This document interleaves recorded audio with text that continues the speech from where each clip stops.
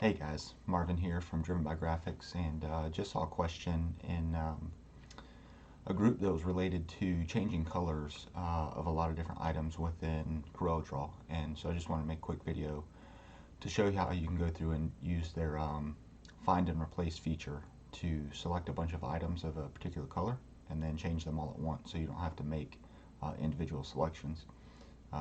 So in this example, the design that I've got on screen here, you can see all the different names, different colors and whatnot, and each of the letters here. This is a vectorized file. There's a PDF that I opened up, and so each letter is on its own layer. You can see here in the objects panel that all the different layers, the individual letters, are curves, and each one is selectable. But we don't want to have to go through and select every single letter to make a color or to change the color of the letters. But let's, for example, let's change all of these orange ones to a yellow, for example. So now I will note that in the back of this image, as part of this particular file from WordArt, there is a bitmap down here, so I won't be able to change the color of that, or I won't do it in this video anyways, but that provides this background, if you will, back here for those letters. So I'm not going to go through that, but I will change all of these letters to yellow, and that kind of demonstrate at least how to do that, and ultimately using the find and replace function in CorelDraw. So if you pick any particular curve that is the color that you're looking for here to change, basically you go to find and replace Docker.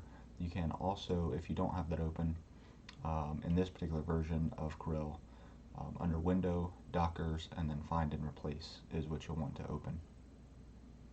I have it here. So I have this already selected.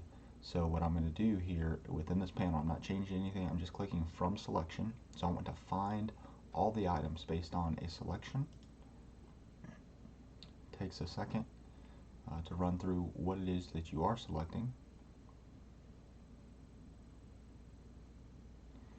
And now it's done that. Now within that search, basically it's looking for particular curves of a uniform fill color. So in this case, I'm looking for all of them that are orange, and you can double click on or edit the query to change settings within there. I'm going to leave it as is and just click find all.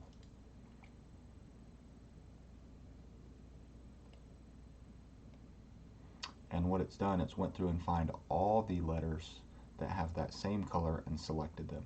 So I can move them now just to show you. They're all over here, right? So it shows that it has done that particular selection, and I'm just going to click on the yellow. And so that's how to go through. Now it did look like in here, right, we do have a couple, and I'm not exactly sure why it didn't pick up on these, but my suspicion is they weren't the same exact RGB color while they're still orange.